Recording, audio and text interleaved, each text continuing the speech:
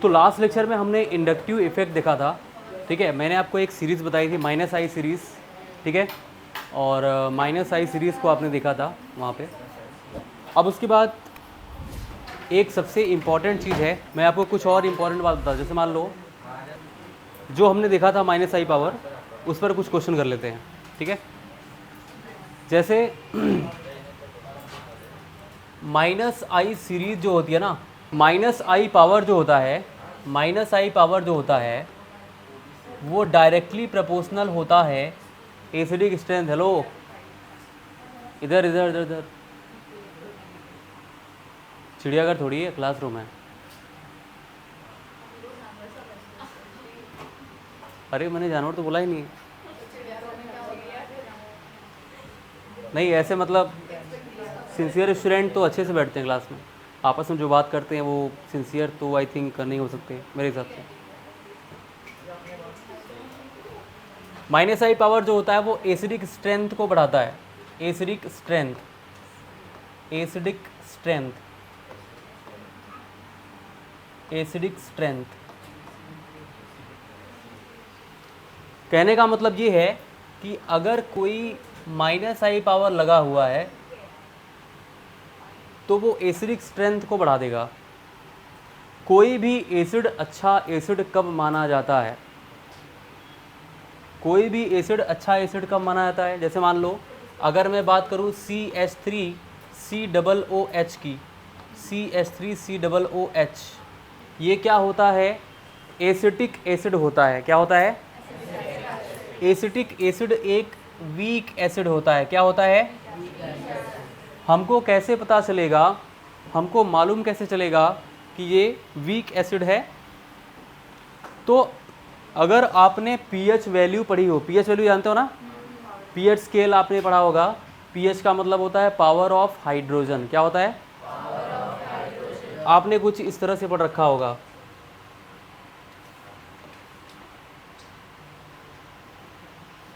कि यहाँ पे 0 से लेके 14 तक स्केल होता है एक, जिसको हम लोग क्या बोलते हैं, पीएच स्केल। और यहाँ पर जो वैल्यू होती है वो 7 होती है ना 7। और यहाँ पर क्या होता है 8। यहाँ पर क्या होगा, यहाँ पर क्या होगा, यहाँ पर क्या होगा, यहाँ पे क्या होगा, और 13 भी होगा। फिर उसके बाद 14 आएगा ना।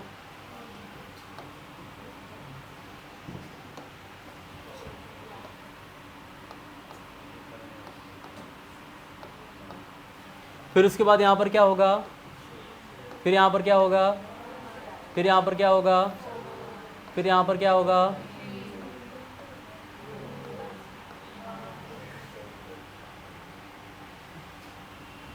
अब आपको ये पता है कि जो 7 वैल्यू होती है वो न्यूट्रल होती है।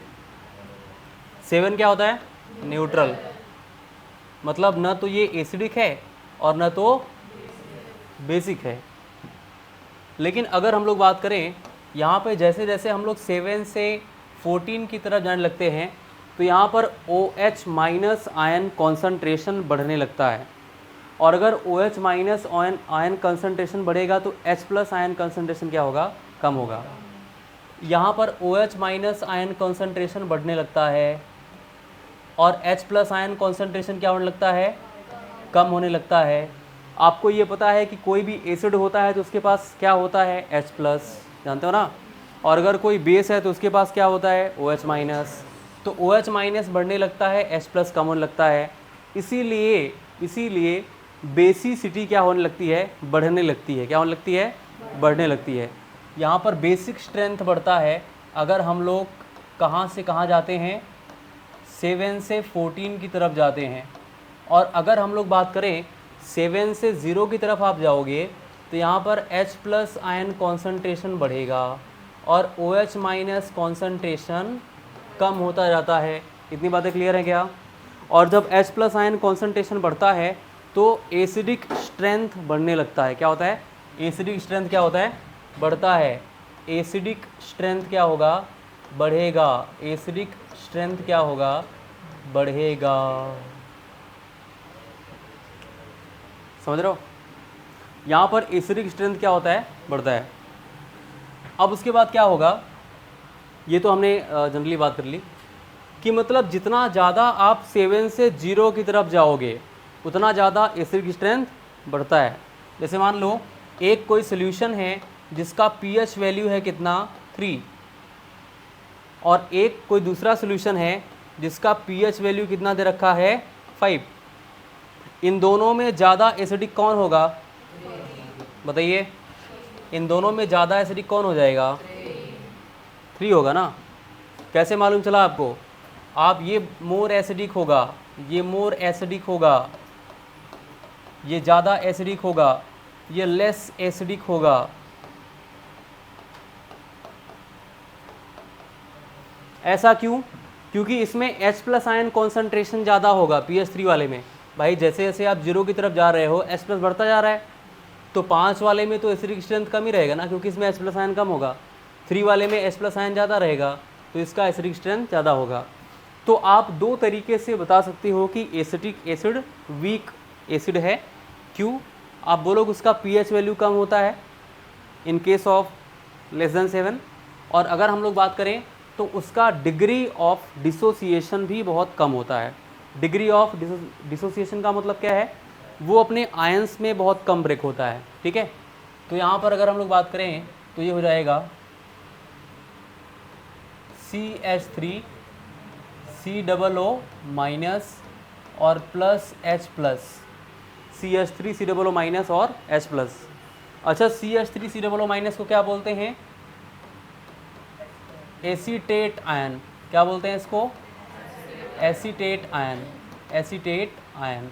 ठीक है, तो मैंने आपको ये बोला कि कोई भी एसिड होता है वो अच्छा एसिड कब माना जाता है, जब उसका नेगेटिव पार्ट कम कर दिया जाए। कोई भी एसिड गुड एसिड कब बोला जाता है,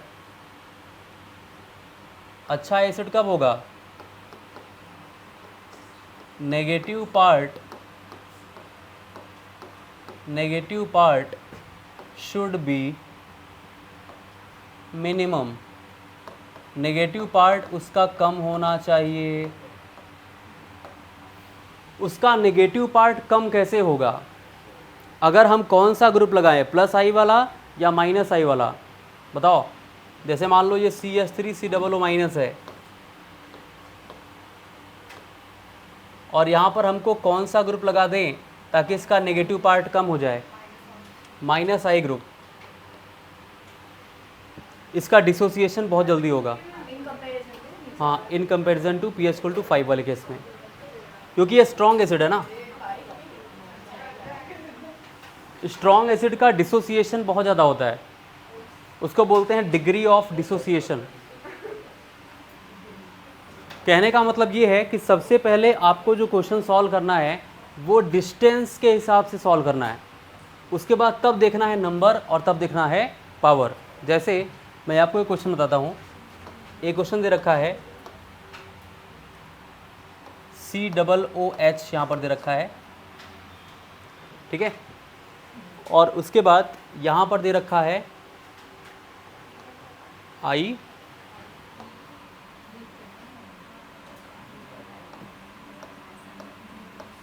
और यहाँ पर दे रखा है I। ठीक है, अब आपको बोला गया कि इन दोनों में सबसे ज़्यादा एसिडिक कौन है, ये है फर्स्ट और ये है सेकेंड। हाँ, इन दोनों में सबसे ज़्यादा एसिडिक स्ट्रेंथ किसका है, आप ये बताइए। अगर आप देखोगे यहाँ से 1 2 3, थर्ड पे आ रहा है आयोडीन, 1 2, ये सेकेंड पे ही आ रहा है, तो इसका मतलब इसका डिस्टेंस कम है, और जो कम डिस्टेंस पर रहेगा वो इलेक्ट्रॉन ज़्यादा खींचेगा। तो कहने का मतलब ये है कि यहाँ से जो इसका एसिडिक स्ट्रेंथ है वो क्या होगा, इसका जो एसिडिक स्ट्रेंथ हो जाएगा वो क्या हो जाएगा, ज़्यादा हो जाएगा ना। मतलब एसिडिक स्ट्रेंथ की अगर हम लोग बात करें तो एसिडिक स्ट्रेंथ क्या है, किसका ज़्यादा है भाई, सेकेंड का ज़्यादा है फर्स्ट। और अगर हम लोग के वैल्यू की बात करेंगे तो के पावर किसका ज़्यादा है, के वैल्यू भी सेकेंड वाले का ही ज़्यादा है, क्योंकि के और एसिडिक स्ट्रेंथ दोनों डायरेक्टली प्रोपोर्शनल होते हैं। अगर हम लोग यहाँ पे H प्लस पावर की बात करें, किसका ज़्यादा है? सेकेंड का ही ज़्यादा है। अगर हम लोग PH पावर की बात करें तो अब उल्टा हो जाएगा, फर्स्ट वाले का ज़्यादा है एज़ कंपेयर टू सेकेंड।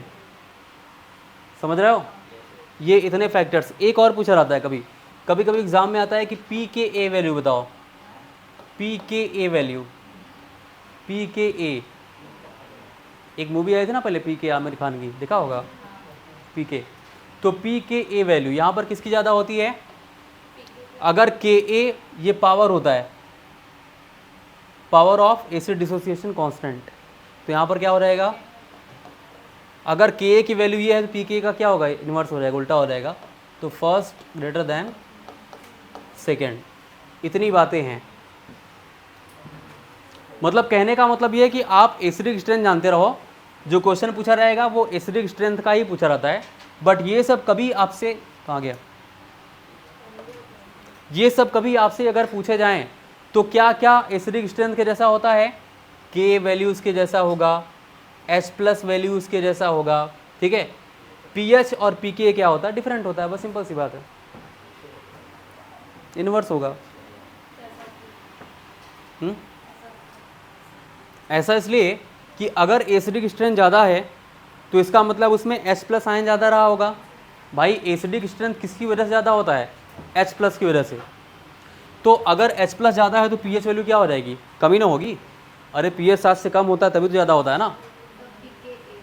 पीके जो होता है ये इसका एसिड डिसोसिएशन कांस्टेंट की पावर को रिप्रेजेंट करता है, ठीक है। हाँ, उस इसका स्केल होगा तो उसकी एक वैल्यू होती है, इसलिए ये इन्वर्स होता है, के अपोजिट होता है ये पीके, उतना ज़्यादा ऐसे होता है। फर्स्ट सेकेंड हो जाएगा, छाप लो पहले, ये फर्स्ट ये सेकेंड। देखो अब इसमें अगर आप देखोगे, अगर बोला जाए कि एसिडिक स्ट्रेंथ किसका ज़्यादा है तो यहाँ पर 1 2 3 डिस्टेंस सेम है सबका, बोलो। अच्छा डिस्टेंस सेम है, नंबर भी देखोगे तो सेम ही है। एक माइनस आई ग्रुप यहाँ पर लगा है और एक माइनस आई ग्रुप यहाँ पर लगा है, देख पा रहे हो क्या? बोलो। एक माइनस आई ग्रुप वहाँ पर लगा है और एक माइनस आई ग्रुप यहाँ पर लगा है, एक ही है ना, तो नंबर भी सेम है, डिस्टेंस भी सेम है। जब डिस्टेंस भी सेम हो, नंबर भी सेम हो, तो हम लोग पावर यूज़ करेंगे। अभी जब पावर यूज़ करोगे तो अगर आपको याद रहा होगा कि फ्लोरीन पहले आता है या क्लोरीन? फादर कलेक्टर बेटा इंस्पेक्टर, याद है?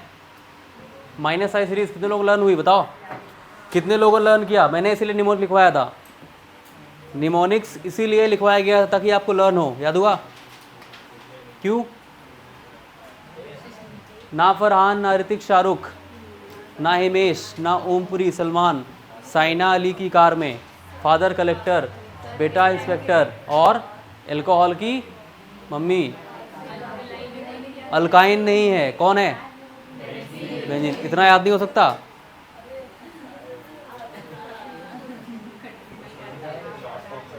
कैटरीना कैफ कहाँ से आएगी इसमें? देखो यहाँ पे, तो यहाँ पर क्या हो जाएगा? सेकेंड का एसिडिक स्ट्रेंथ क्या होगा? फर्स्ट से ज़्यादा होता है, ये ध्यान दीजिएगा।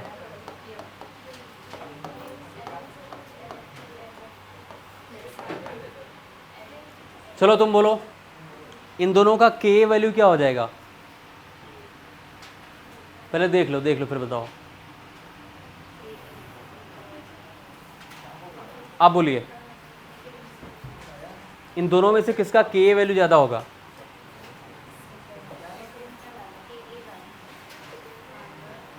सबसे पहले और नाम बोलो, क्या नाम है? राजन, राज, ओके। तो राज आप ये बताइए कि इन दोनों में से किसका के पावर ज़्यादा होगा?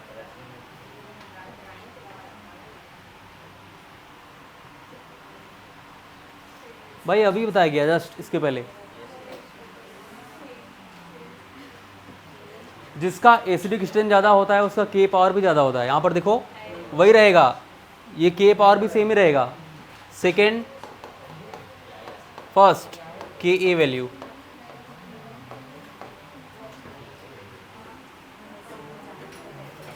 आप बोलिए इसका पी के ए वैल्यू क्या होगा?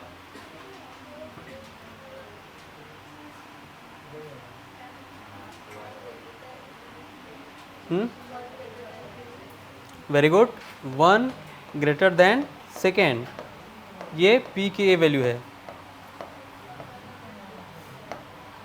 अगर मैं h प्लस पावर की बात करूं तो आप बोलिए, आप सेकेंड, मतलब यही सेम होगा। अब एक बहुत ही इंपॉर्टेंट टॉपिक की हम लोग बात करने जा रहे हैं, एक होता है हाइपर कंजुगेशन। हाइपर कंजुगेशन अगर बोला जाए, हाइपर तो आप लोग जानते ही हो क्या होता है, छोटी छोटी बात पे गुस्सा हो जाना, हाइपर होती है गुस्सा, आता ही हो गुस्सा ना। तो हाइपर कंजुगेशन क्या होता है, अब उसकी बात करते हैं। हो गया,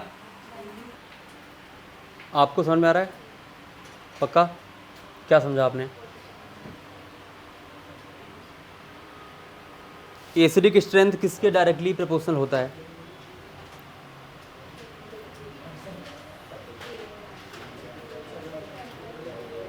देखो, मैं चाहता हूं कि आप सभी को सारे कॉन्सेप्ट समझ में आए, जो कुछ पढ़ाया जाए, सब कुछ।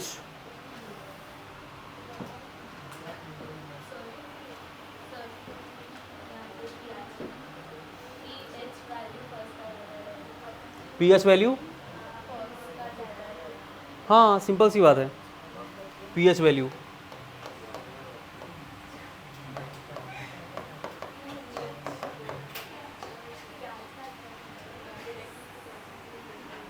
प्याज बोल रही थी क्या? तो फिर ठीक है, नोट कर लिया।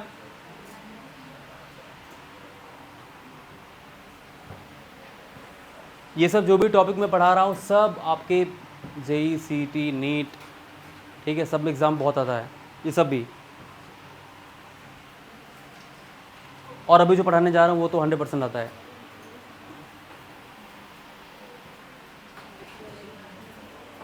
हाइपर कंजुगेशन,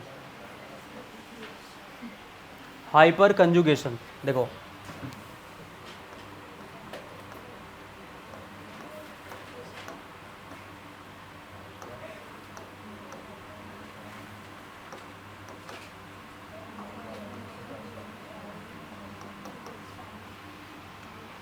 अगर कभी भी ऐसे लिखा हो CH3 सिंगल बॉन्ड CH2 और यहाँ पर क्या लिखा हो, पॉजिटिव चार्ज, बहुत ध्यान से देखना। इसको मैं थोड़ा सा और अगर एक्सप्लेन करके लिखूं तो ये 3 बॉन्ड हाइड्रोजन ऐसे, कार्बन पे पॉजिटिव चार्ज, एक बॉन्ड इधर और एक बॉन्ड इधर। कार्बन 4 बॉन्ड बनाता है, आपको मालूम है। तो कार्बन का अगर हम लोग बात करें तो कार्बन का एक p ऑर्बिटल खाली है। कार्बन का एटॉमिक नंबर क्या होता है? 6 होता है ना, 6। और अगर इसके कन्फिग्रेशन की बात करते हैं तो 1s2, अभी मैंने कन्फिग्रेशन सिखाया था आपको, 1s2 2s2 और क्या होगा 2p2 होगा ना। यहाँ पर s 1s2 मतलब इसमें 2 इलेक्ट्रॉन, 2s में भी कितने होते हैं? 2 इलेक्ट्रॉन, और p में कितने होंगे? मतलब 3 ऑर्बिटल होते हैं। तो लेकिन इलेक्ट्रॉन तो 2 ही है ना, एक ऑर्बिटल खाली है, देख रहे हो? एक ऑर्बिटल खाली है मतलब एक ऑर्बिटल के इलेक्ट्रॉन इसने किसी को दे दिया, इसलिए यहाँ पर एक प्लस चार्ज है। क्या हो रहा है?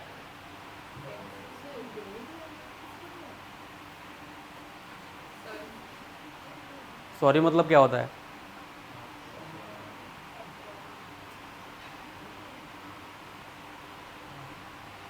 कोई टेररिस्ट है, उसने क्राइम वाइम किया, ठीक है, और उसको कोर्ट में ले जाया गया और वो बोल दे सॉरी और जज बोल दे ओके जाओ डोंट वरी गो, वो निकलेगा कोर्ट के बाहर, क्या करेगा? फिर से वही काम करेगा। सॉरी मतलब कुछ नहीं होता, इधर ध्यान दो। अब उसके बाद देखो, तो यहाँ पर प्लस का मतलब हमने इलेक्ट्रॉन दे दिया, जब इलेक्ट्रॉन देते हैं तो यहाँ पर एक p ऑर्बिटल वेकेंट हो जाता है ना। अब उसके बाद देखो यहाँ पर जो सिग्मा इलेक्ट्रॉन, ये कौन से इलेक्ट्रॉन है, सिग्मा, ये सब कैसे हैं, सिग्मा। अब सिग्मा इलेक्ट्रॉन यहाँ पर मूव करते हैं किसकी तरफ, इसके p ऑर्बिटल की तरफ, मतलब डीलोकेलाइजेशन होता है। डीलोकेलाइजेशन का मतलब होता है movement, delocalization of sigma electron to the p orbital, मतलब इसका जो एक ऑर्बिटल वेकेंट है उस वेकेंट ऑर्बिटल की तरफ इसके सिग्मा इलेक्ट्रॉन क्या होते हैं, अट्रैक्ट होते हैं। इसी को हम लोग बोलते हैं हाइपर कंजुगेशन। क्या बोलते हैं इसको, हाइपर कंजुगेशन। जैसे थोड़ा सा मैं अगर और एक्सप्लेन करके बोलूं, यहां पर क्या हो जाएगा, अगर ये वाला बॉन्ड ब्रेक करेगा, जैसे ये एक H, एक H, एक H, ये प्लस चार्ज, ये H और ये H, अगर ये हाइड्रोजन अपने बॉन्ड के इलेक्ट्रॉन इसको दे के जाएगा तो कुछ ऐसा बनेगा,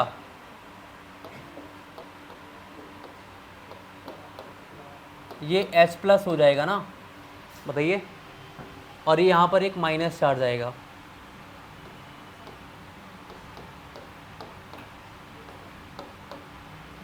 बोलो, अब ये माइनस चार्ज क्या है, इलेक्ट्रॉन ही तो है। माइनस चार्ज का मतलब क्या होता है, एक इलेक्ट्रॉन हमारा, एक इलेक्ट्रॉन सामने वाले का जिससे हमने लिया इलेक्ट्रॉन, तो ये माइनस चार्ज मतलब इलेक्ट्रॉन ही है। अब ये माइनस प्लस मिलकर क्या बनता है, एक बॉन्ड बना लेता है। सिंपली आप ये बोल सकते हो कि इसका जो सिग्मा इलेक्ट्रॉन होता है वो इसके p ऑर्बिटल की तरफ क्या होता है, अट्रैक्ट होता है। इसी प्रोसेस को हम लोग बोलते हैं हाइपर कंजुगेशन। क्या बोलते हैं इसको, hyper conjugation. Sigma electron delocalisation of, ऐसे बोलो, delocalisation of, delocalisation of sigma electron to the p orbital, p orbital is called hyper conjugation। क्या बोलते हैं इसको, हाइपर कंजुगेशन। मैंने क्या बताया आपको कि यहाँ पर कार्बोकेटायन के बगल वाले कार्बन, मेरी बात ध्यान सुनो, कार्बन पर पॉजिटिव चार्ज क्या बोलते हैं, कार्बोकेटायन। स्टार्टिंग बताया था कल वाले लेक्चर में, लास्ट वाले लेक्चर में ही बताया था, कार्बन पे पॉजिटिव चार्ज मतलब, कार्बन पर नेगेटिव चार्ज मतलब, कार्बन पर एक सिंगल इलेक्ट्रॉन मतलब। तो कार्बोकेटायन के बगल वाले कार्बन के पास जो सिग्मा इलेक्ट्रॉन है वो सिग्मा इलेक्ट्रॉन इस कार्बन की तरफ अट्रैक्ट होते हैं क्योंकि उसके पास एक खाली ऑर्बिटल है। और इसी मूवमेंट को, इसी डिलोकेलाइजेशन को हम लोग क्या बोलते हैं, हाइपर कंजुगेशन बोलते हैं। क्या बोलते हैं इसको, हाइपर कंजुगेशन। एग्जाम में ऐसे ऑप्शन में लिखा होता है sigma sigma, sigma pi, sigma p orbital, मतलब किसकी तरफ अट्रैक्शन होता है, ऐसे ऑप्शन में लिखा होता है। तो आप क्या बोलोगे, सिग्मा और p ऑर्बिटल की तरफ यहाँ पर होता है। हाइपर कंजुगेशन किसकी वजह से होता है, सिग्मा इलेक्ट्रॉन किसकी तरफ जाते हैं, p ऑर्बिटल की तरफ जाते हैं। इसी को हम लोग क्या बोलते हैं, हाइपर कंजुगेशन। अच्छा, इसको नो बॉन्ड रेजोनेंस भी कहा जाता है। क्या बोलते हैं इसको, नो बॉन्ड रेजोनेंस, क्योंकि जब ये बॉन्ड ब्रेक कर गया तो यहाँ पर कोई बॉन्ड थोड़ी है, बॉन्ड है कोई, इसको नो बॉन्ड रेजोनेंस कहते हैं। क्या बोलते हैं इसको, इसको नो बॉन्ड रेजोनेंस बोलते हैं।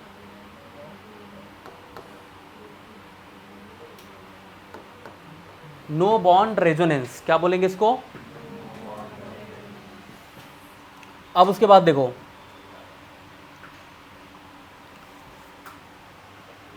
ये हो गया। हाइपर कंजुगेशन के लिए क्या कंडीशन होनी चाहिए वो बहुत ध्यान से रखना। कंडीशन फॉर हाइपर कंजुगेशन,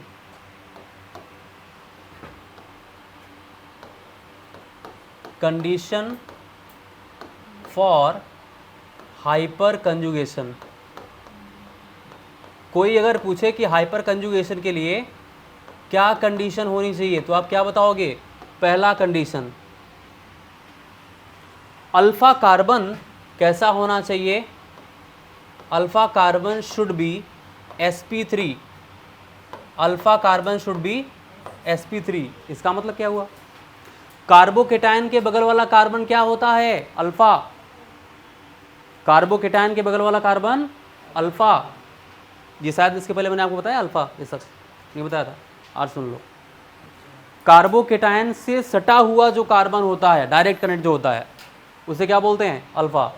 तो अल्फा कार्बन कैसा होना चाहिए, sp3 होना चाहिए, है कि नहीं sp3, देखो 1 sigma bond, 2 sigma bond, 3 sigma bond, 4 sigma bond, 4 होता है तो sp3 होता है, तो ये sp3 है। उसके बाद दूसरी कंडीशन क्या होनी चाहिए भाई,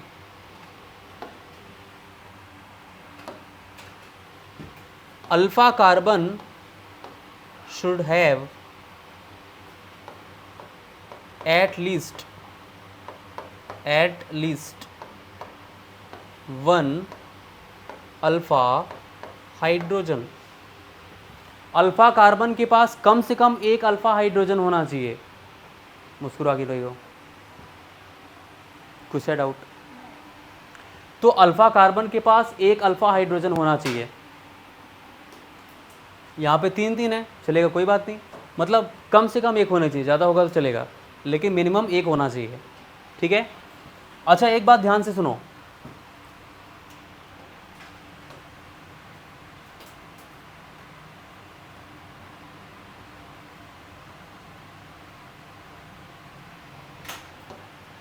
यहाँ पर एक चीज़ देखा आपने कि ये बॉन्ड ब्रेक किया, ये H+ ही बॉन्ड ब्रेक कर सकता था, ये H+ ही बॉन्ड ब्रेक कर सकता है।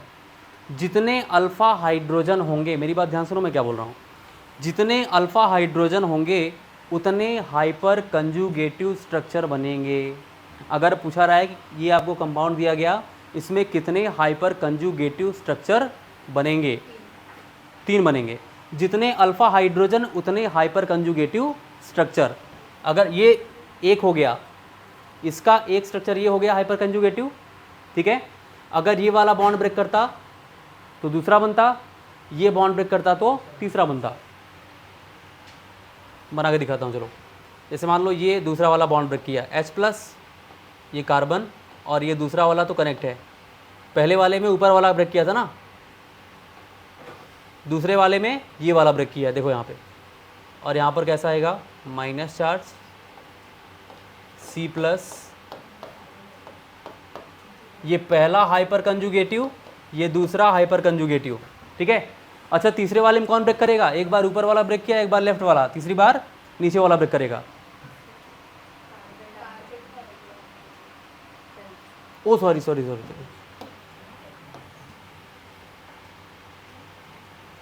हाइड्रोजन, ये दूसरा हो गया। उसके बाद क्या होगा, H+,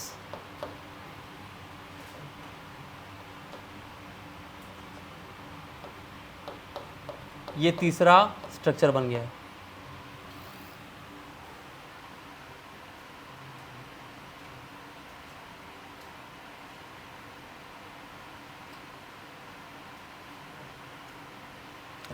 तो जितने अल्फा हाइड्रोजन उतने हाइपर कंजुगेटिव स्ट्रक्चर। बता लोगे, बोलो भाई बोलो। जितने अल्फा हाइड्रोजन उतने hyperconjugative structure. Number of hyperconjugative structure, number of hyperconjugative structure equal to number of alpha hydrogen. ये पॉइंट याद रखना, जितने अल्फा हाइड्रोजन उतने हाइपर कंजुगेटिव स्ट्रक्चर। अगर किसी क्वेश्चन में पूछा रहा है कि इसके कितने हाइपर कंजुगेटिव स्ट्रक्चर बनेंगे, तो आप क्या बताएंगे, नंबर ऑफ अल्फा हाइड्रोजन देख लो, जितने अल्फा हाइड्रोजन होंगे उतने हाइपर कंजुगेटिव स्ट्रक्चर बनेंगे। और अगर स्टेबिलिटी पूछा रहा है तो स्टेबिलिटी क्या होती है, स्टेबिलिटी पूछा रहा है तो जितने ज़्यादा अल्फा हाइड्रोजन होंगे वो उतना ज़्यादा स्टेबल होगा। इस बात को ध्यान दीजिएगा, जितने ज़्यादा अल्फा हाइड्रोजन वो उतना ही ज़्यादा स्टेबल रहेगा। क्या इतनी बातें क्लियर हैं? नोट कीजिए। अरे यहाँ पर देखो, कार्बोकेटायन के बगल वाला क्या होगा, अल्फ़ा, ये भी अल्फ़ा। कितने अल्फ़ा कार्बन? 1 2 3, और तीनों के पास कितने हाइड्रोजन? 3 6 9, 9 alpha hydrogen. इसके पास कितने? ये अल्फ़ा कार्बन, 3 ही अल्फ़ा हाइड्रोजन। इसके पास कितने? ये अल्फ़ा। कार्बोकेटायन के बगल वाला अल्फ़ा होता है ना, तो ये भी 3 और ये भी 3, कितने हुए? 6 अल्फ़ा हाइड्रोजन। यहाँ पर कितने हो जाएंगे बताओ? ये अल्फ़ा हुआ, ये अल्फ़ा हुआ और ये अल्फ़ा हुआ, कितने हो गए?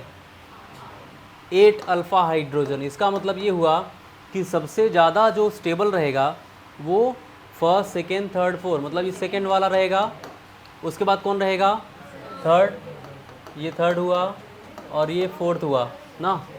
तो यहाँ पर क्या हो जाएगा? सेकेंड सबसे ज़्यादा, उसके बाद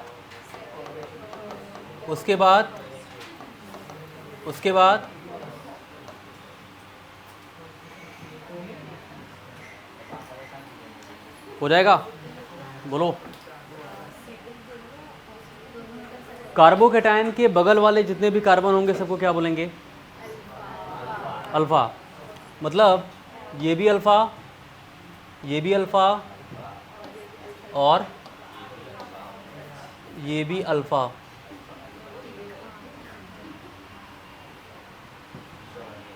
ये भी अल्फ़ा,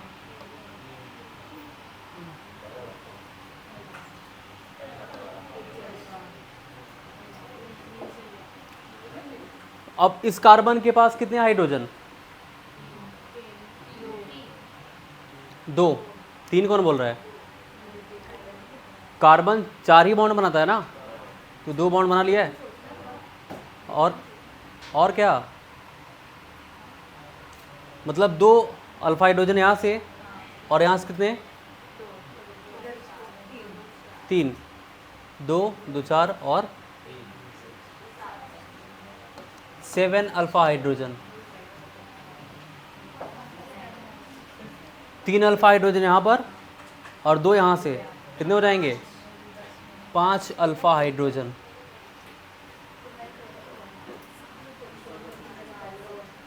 कितने?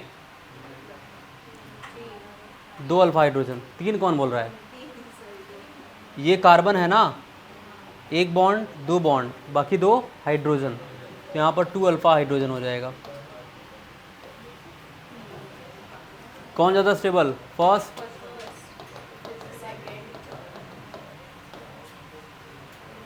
क्लियर है?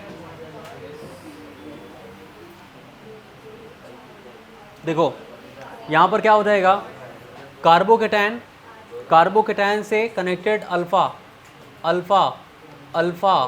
होगा ना। कितने अल्फा हाइड्रोजन?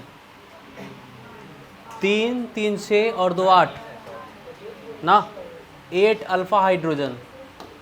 यहाँ पर देखो अल्फा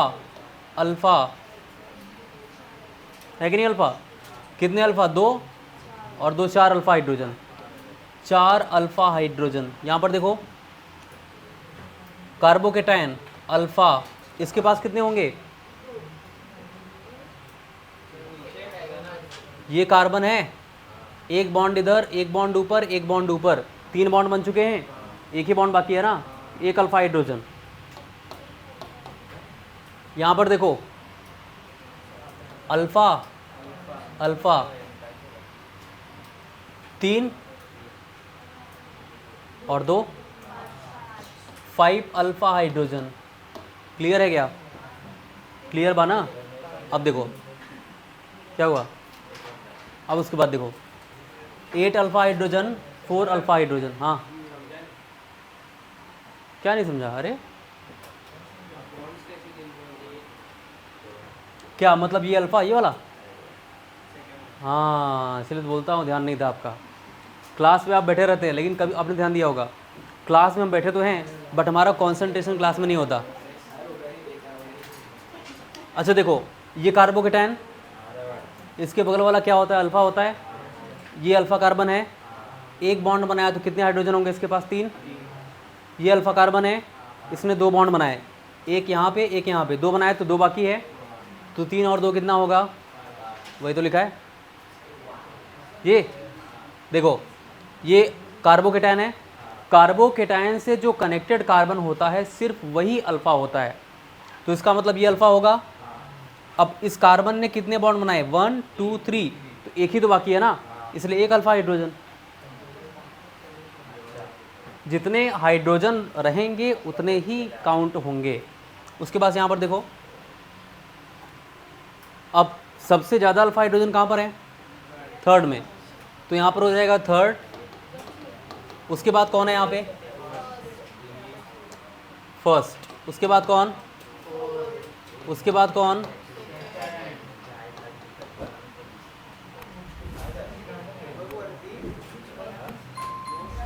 क्लियर है भाई, कोई डाउट है किसी को?